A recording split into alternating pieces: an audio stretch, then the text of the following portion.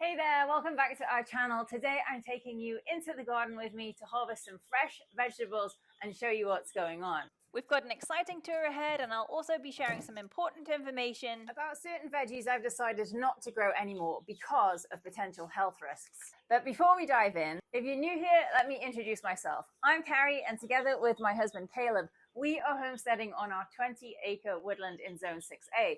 We've been building our farm and farmhouse for the past 3 years, and we're excited to share our journey with you. Now, our garden might be relatively small compared to the size of our property, and we also have challenging clay soil and a challenging climate, but we're determined to make the most of the space that we have. We've actually got a small herd of Mangalitsa pigs munching their way through the forest right now, helping us to clear our land. So we're on our way to becoming more self-sustaining. It's just going to take a little bit of time. But enough talking, let's jump right into the garden. We're going to start right here at the Pallet raised beds. If you have a small garden, this setup is perfect for growing a lot in a limited space.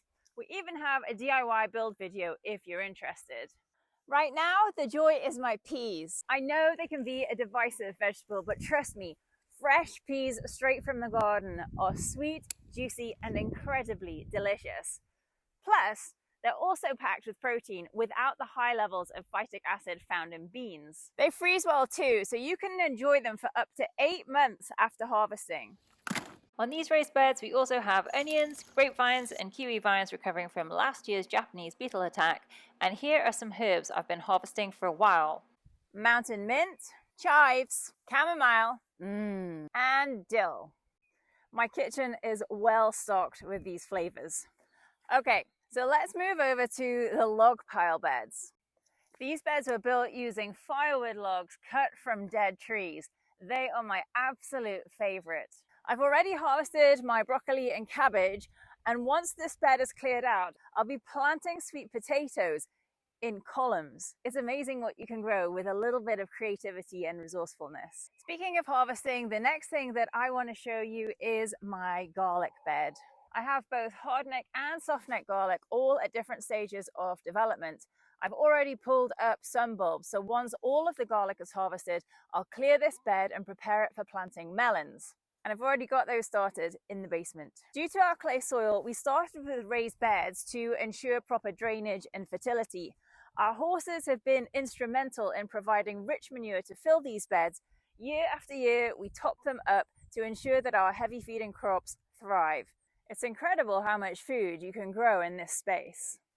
In this last raised bed, I have sage here that has gone to seed and a remaining Brussels sprouts plant, which I'm saving to collect seed. Unfortunately, my early potatoes got attacked pretty bad by flea beetles. The leaves were full of holes. So we pulled them all up, and although the harvest was a little bit stunted, I'll be replanting some more seed potatoes for a second harvest. Potatoes take 4 months, so I just about have time to grow some more. So now let's head back here to the pergola. So here I have 2 new grapevines, some petunia and some wisteria, and a cucumber in the corner.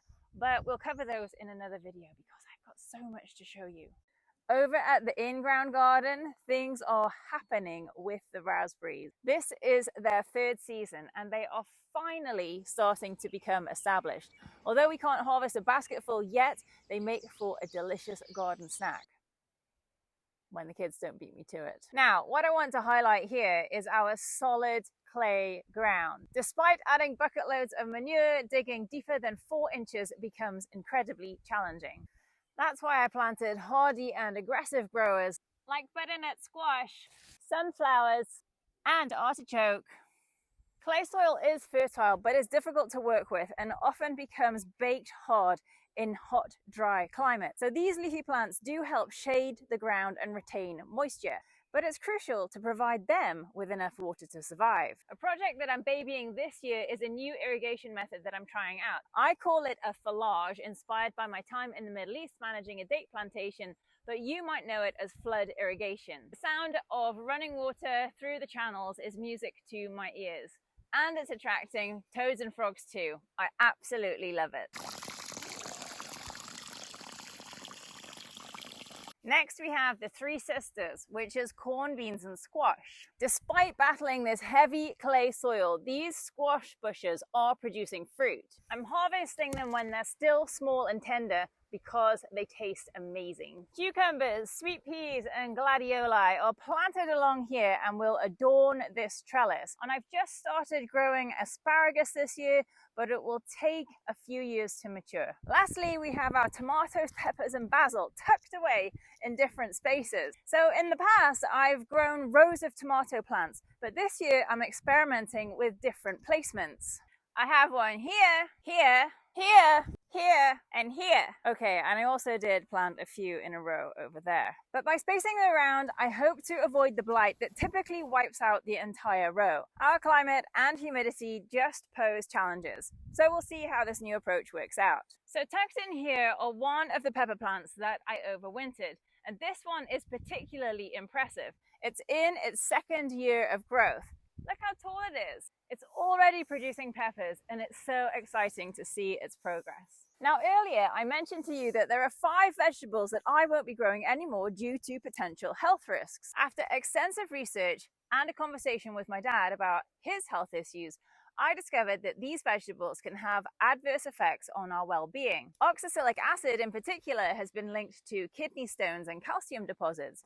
You may have heard about it in relation to almond milk, but there are other high oxalated veggies you might not know about. I went ahead and compiled a list, so I've done the work for you. And it includes things like rhubarb, spinach, sweet potatoes, and beetroot. I know I said I was growing sweet potato earlier, but I think I might give them to the pigs. So if you want to learn more about this topic, I've actually made another video diving deeper into it, where I'll also be sharing the low oxalate alternatives. So don't worry, there are plenty of veggies you can grow instead.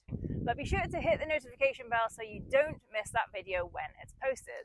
Well, I hope you enjoyed today's garden tour. If you found this content engaging, please give the video a thumbs up and subscribe to our channel if you haven't already.